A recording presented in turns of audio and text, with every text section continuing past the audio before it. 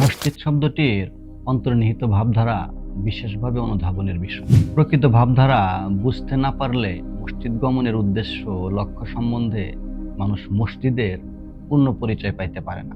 অভ্যন্তরীণ বা ভিতরের তত্ত্ব না বুঝিলে বাহিরের দিকটি নিরর্থক ও মূল্যহীন। আবার বাহির বা তাহার সাকার অস্তিত্ব না থাকিলে অনুষ্ঠানের মাধ্যমে অভ্যন্তরীণ মূল্যবোধ জাগ্রত করিয়া তোলা যায় না। পক্ষান্তরে কেবল বাহির রক্ষা করিয়া চলিলে ধর্মীয় কর্তব্যগুলি অনুষ্ঠান সর্বস্ব হয়ে গেলে প্রাণহীন ও অবহেলার বস্তু হয়ে যায়। সুফি সদরুদ্দিন আহমদ চিশতি সাহেব বলেন, মসজিদের দুইটি অবস্থা।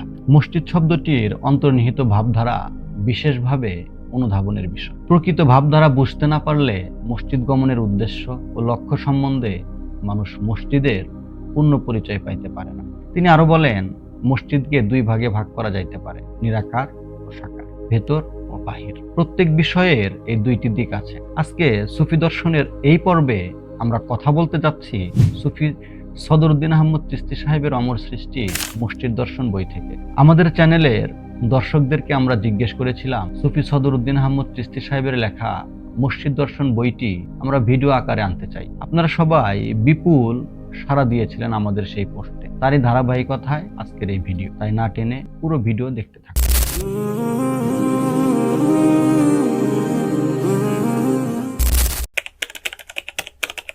অভ্যন্তরীণ বা ভেতরের তত্ত্ব না বুঝিলে বাহিরের দিকটি নিরর্থক ও মূল্যহীন। আবার বাহির বা তাহার সাকার অস্তিত্ব না থাকিলে অনুষ্ঠানের মাধ্যমে অভ্যন্তরীণ মূল্যবোধ জাগ্রত করিয়া তোলা যায় না। এজন্য সামাজিক দিক দিয়ে বাহিরের প্রয়োজন অত্যাধিক। পক্ষান্তরে কেবল বাহির রক্ষা করিয়া চলিলে ধর্মীয় কর্তব্যগুলি অনুষ্ঠান সর্বস্ব হয়ে গেলে উহা প্রাণহীন ও অবহেলার বস্তু হয়ে যায়। সুফি সদরুদ্দিন আহমদ চিশতি সাহেব বলছেন, ইসলামী চিন্তাধারার মূল ভিত্তি মসজিদ। মসজিদকে বাদ দিয়ে কোনো কর্ম করিলে তাহাই দুনিয়া, আর দুনিয়া মুসলমানের জন্য হারাম। আজ পৃথিবীর বুকে ইসলামী মতবাদের এই মূল ভিত্তি ওহাবী মতবাদের প্রবল চাপে পড়ে একেবারে চূর্ণ বিচূর্ণ হয়ে গিয়েছে। তাই কোরআন হাদিসের মসজিদকে বাদ দিয়া ইট পাটকেলের গড়া বস্তু মসজিদকেই দুনিয়ার মানুষ আঁকড়ে ধরে আছে। মসজিদের বাহিরে থাকিয়া জীবনযাপন করিলেও তেমন আপত্তির কারণ থাকিত না, যদি মসজিদের পরিচয় ঠিক রেখে মসজিদে প্রবেশ করার চেষ্টা অন্তত কিছু কিছু রক্ষা করা হইত। তাহা না করে শুধু ইট পাটকেলের মসজিদকে আঁকড়ে ধরা আর সোনা ফেলে আঁচলে গিট দেওয়া একই কথা। সুফি সদরুদ্দিন আহমদ চিশতি সাহেব আরো বলছেন, সেজদা হইতে মসজিদ শব্দের উৎপত্তি। মসজিদ অর্থ সেজদার স্থান, কাজেই সেজদা শব্দের প্রকৃত ভাব বা অর্থ জানা দরকার। আমরা সেজদা বলতে স্রষ্টার নিকট মস্তক অবনত করিয়া আত্মসমর্পণের ভাব প্রকাশ করা বুঝে থাকি, কিন্তু এই কাজ সেজদার তথা আত্মসমর্পণের কেবল চেষ্টা মাত্র। সুফি সাহেব আরো বলছেন, আমিত্বের লোভ সাধন যখন হয় এবং নফস আপন অনুভূতি ও চেতনা হইতে যখন সরিয়া যায়, তখনই হয় নফসের সেজদা। বৃক্ষাদি ও তারকাসমূহ কোরআন মতে সেজদায় আছে। এর অর্থ তাহারা নিজ ইচ্ছায় চলে না, আবার চলিবার ক্ষমতাও নাই। মানুষের ক্ষমতা থাকা সত্ত্বেও যদি নিজ ইচ্ছা বিসর্জন দিয়ে আল্লাহর ইচ্ছার উপর নিজেকে ফেলিয়া দিতে পারে, তবেই হয় তার সেজদা।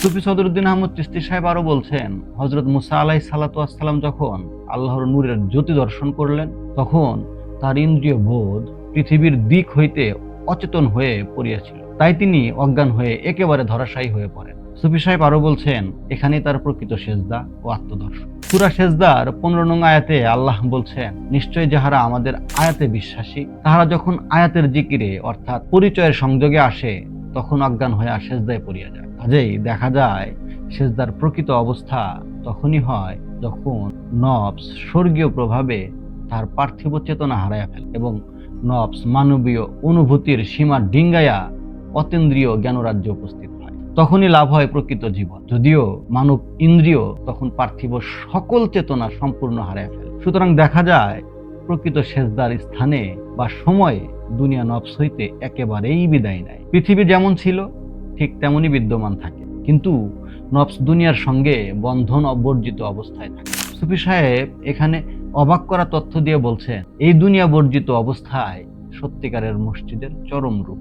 এই চরম উদ্দেশ্য ব্যক্তির জীবনকে সার্থক করিয়া তোলে। সুফি সাহেব আরো বলছেন, এই জন্যই আমরা সাধারণভাবে মসজিদের সংজ্ঞা দিয়ে থাকি আল্লাহর রাজ্য অন্তরে প্রতিষ্ঠার জন্য দুনিয়ার খেয়াল বর্জিত অবস্থা ও স্থানীয় মসজিদ। সত্যিকার মসজিদের এই চরম রূপটি জীবনে প্রতিফলিত করার জন্য নিয়মিত চেষ্টা ও অনুশীলনের উপযোগী যে স্থান ও ব্যবস্থা করা হয়ে থাকে তাহাই আমাদের জাহিরি মসজিদ। হাকিকতে পৌঁছাইয়া দেওয়াই জাহিরি মসজিদের লক্ষ্য।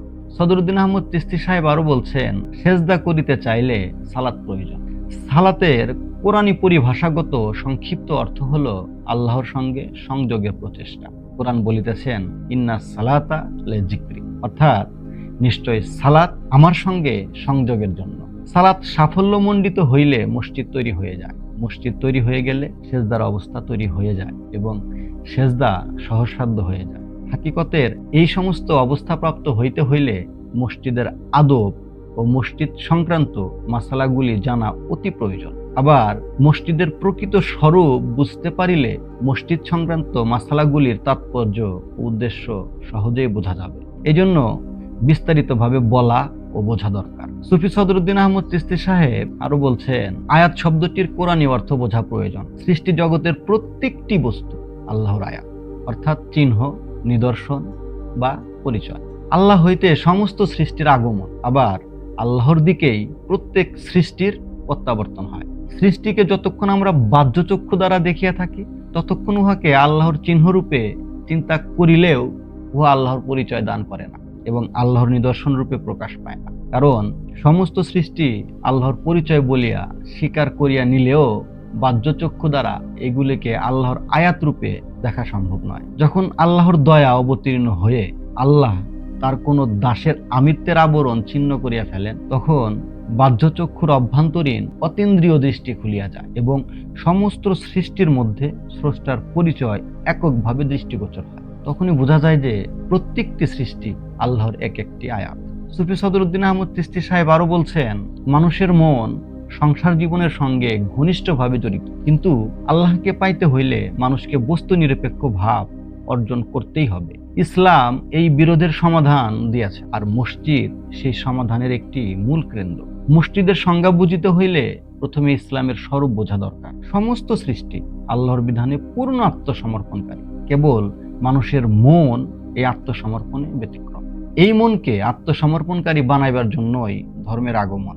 এই জন্য 24 ঘন্টার প্রত্যেকটি অবস্থাকেই দুনিয়াদারি হইতে মসজিদে রূপান্তরিত করিবার চেষ্টা করা মানুষের একান্ত কর্তব্য।